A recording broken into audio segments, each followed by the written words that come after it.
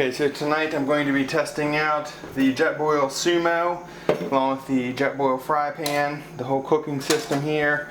I got my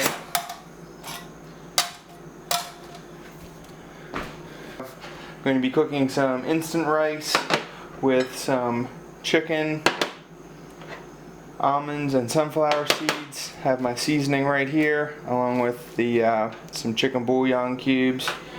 Chicken for the trail situation, I probably would, depending on how long the hike is, I might have it already cut up and frozen in a bag, a food lock bag, and then by the time I get where I'm hiking, it will have thawed. I'll be ready to cook. If it's going to be a long hike, maybe a couple days, I'd probably use canned chicken where I won't need the fry pan, so sort of lighten my load. Other note, spices, I have curry powder, salt, pepper, and paprika. We'll see how it goes. You have instant flame water in there.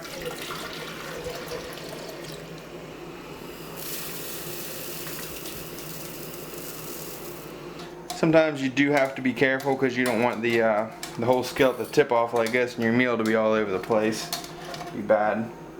Do that. I got my little flask filled with cooking oil. Put a little bit of that in there. Ready for that. Is ready to go. Light up. Same process. And the burner is lit. Put some oil around a little bit. Put that in. And add my chicken.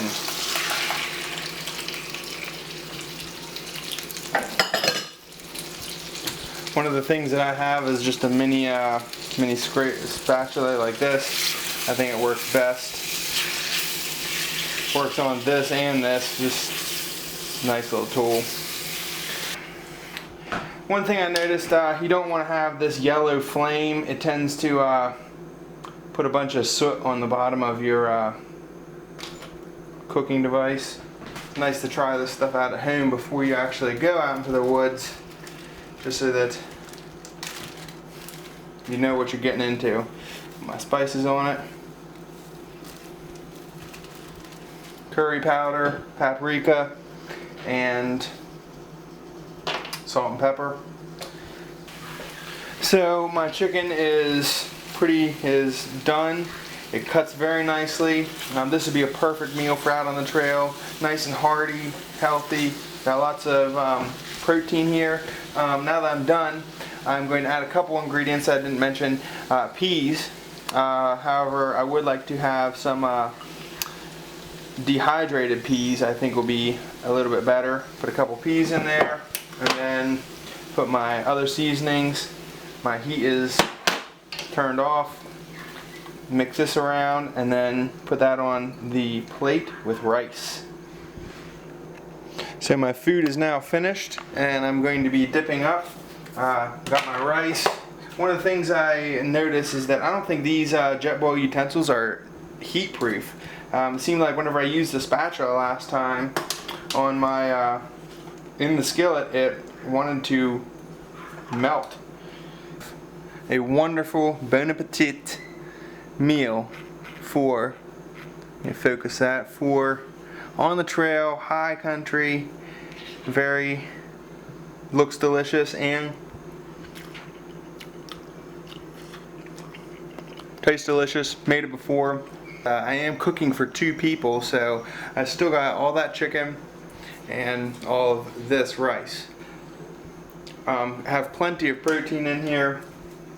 We have the chicken, we have the almonds, have the sunflower seeds. Those two make a nice little crunchy for you. And then the rice, it all fills you up. It's a good meal. That'd be wonderful whenever you're sitting next to your campfire, right as it's starting to get dark, and hearing the fire crackling. It's minimal cleanup too. All your food, all your meat, and everything else was in baggies are prepared. So you don't have much to hike in or hike out now. One thing that I notice I don't like about the Jetboil's utensils, they seem too flimsy.